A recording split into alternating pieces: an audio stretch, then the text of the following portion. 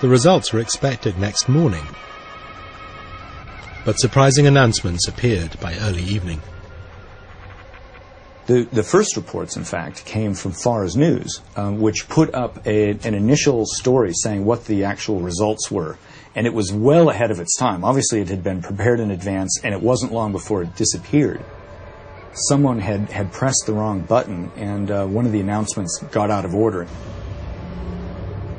British-Greek reporter Yasin Athanasiadis was driving into Tehran. As we came over the hill and we saw Tehran for the first time, it seemed as if parts of the cities were sunk in darkness. It must have been between 9 and 10 that we got a phone call from a journalist friend saying that Fars News Agency had published a story claiming that Ahmadinejad had won with over 60% of the vote. A little bit later we heard that Kayhan, the conservative newspaper, had closed its front page for the next day saying that Ahmadinejad had won with 63%, which ended up to be the final tally. So we're very confused inside that car. And already we're hearing stories that there had been rioting at one poll station. So as we're coming back into the city, we were definitely under the impression that this was the beginning of something that was going to be quite big. The opposition refuted government claims, saying they were in front. ما به هر حال خود را پیروز قطعی این میدان می‌دانیم بر اساس قرائنی که در دست داریم. In the confusion, focus fell on the Interior Ministry, where the votes were supposed to be tallied. It was probably around 10 o'clock, and still some of the polling stations were not yet closed, but we were surprised to see that right there where the Ministry of Interior building is, which is of course where they were going to do all the voting and the tabulations for this election, they sealed it off with concrete. There were 3 layers of police cars that were also lined up, and then riot police had been marshaled behind that. The opposition claimed the votes were not fully counted. What went on inside the ministry that night remains unclear. Outside, for supporters of President Ahmadinejad, the election seemed to be over.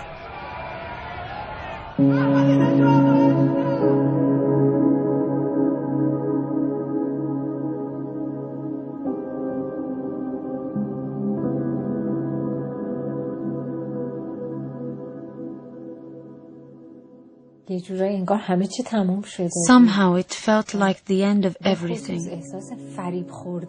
especially that feeling of being conned. That was the most upsetting thing. They had made us go to the voting booths so they could film those long queues. And unwittingly, I'd helped them gain their legitimacy.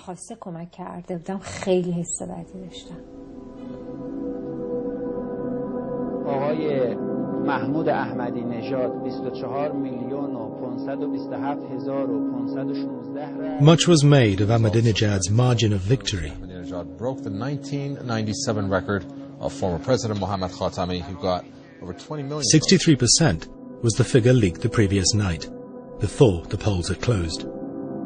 Meanwhile, Mir Hossein Mousavi has strongly protested the vote, calling it a charade. One employee of Press TV, Iran's state English language station, was shocked at her channel's coverage. So my colleague calls and he said, like, why aren't you at work? And I just said, I'm not coming to work. And he said, oh, wow, well, maybe you can come tomorrow. Maybe we can get someone else to do the show today. I'm like, no, I'm really not coming to work anymore because I'm not happy with the coverage of this network. I cannot do this. Faranak quit state TV in protest, a step that would lead her to forced exile. For now, she joined thousands of angry opposition supporters on the streets. Neda was also among them. To get their message out, some began to upload their phone footage via the internet and onto broadcasters abroad, like BBC Persian, the Farsi TV station based in London. این که بعضیا میگفتن نیست مثل که کمی بیشتره تعداد. تو سایت فیسبوک هم مردم از the election became like a baptism of our audience to reporters. They suddenly became reporters instead of the just pure TV audience. نوید اینو از تهران خیابون ولیعصر برای ما فرستاده با هم دیگه ببینیم.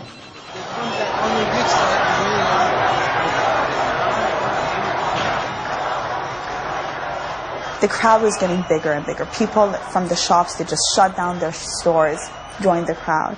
And there were people on the buildings going like this behind the windows and stuff, and they would come down, and they were like all these old ladies who were crying. They were like, "Yeah, go, go, girl!" And then all of a sudden, this caravan of motorbikes just got into the crowd and started beating people. Ecco.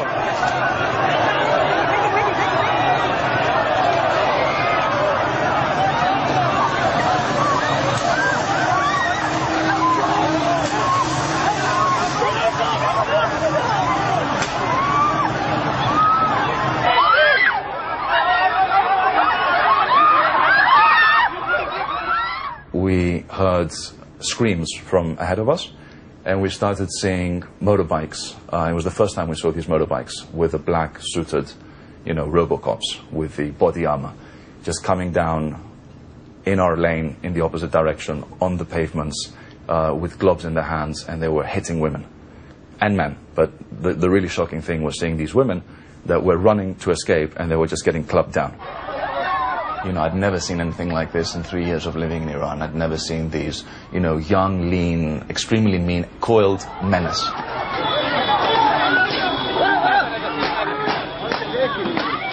With foreign journalists increasingly restricted in their coverage, protesters' phone cameras now became weapons of resistance. فون میکتا از تهران به ما میپیونده روی خط 1. درگیری بسیار بالاست. خیلی زدن جوونا رو. Cell phone is not a camera. Cell phone is sitting in the place of their eyes. It's just like they are watching the events through that cell phone, through that witness who sent us the material. And it clearly has a stronger emotional effect.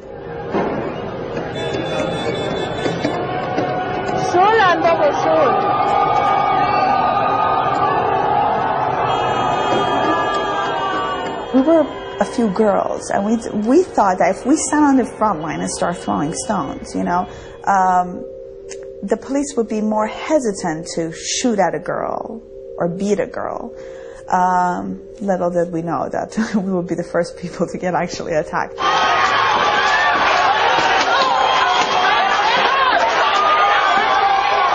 All of a sudden, I just felt something in my knee. It was so painful that I just blacked out. I passed out.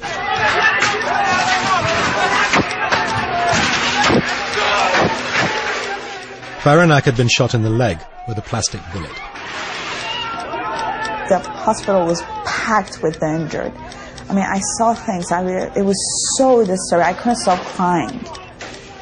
And then I thought that, all these people are going to die in front of me. It was so bad. And then my uncle's friend just left me. And then some passengers attacked the ER of the hospital. And these people are like screaming and running away. And it was just so bad. They were with sticks. They actually wanted to hit people who were laying down on the ground, on the floor, because there wasn't even enough space.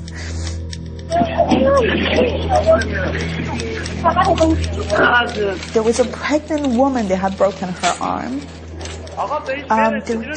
There was blood everywhere, and the hospital staff, they were freaking out. They were so scared. They were like, we have no idea what. And a lot of these nurses didn't even know what was going on in the streets because they had been there all day, and they were like, we don't know what is going on. There were people who got stabbed, heads broken, arms broken, rubber bullets in the chest, and it was really scary. Very scary.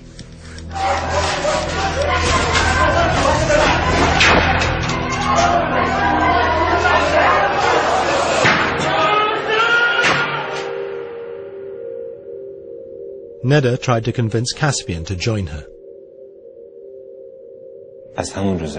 She joined the protest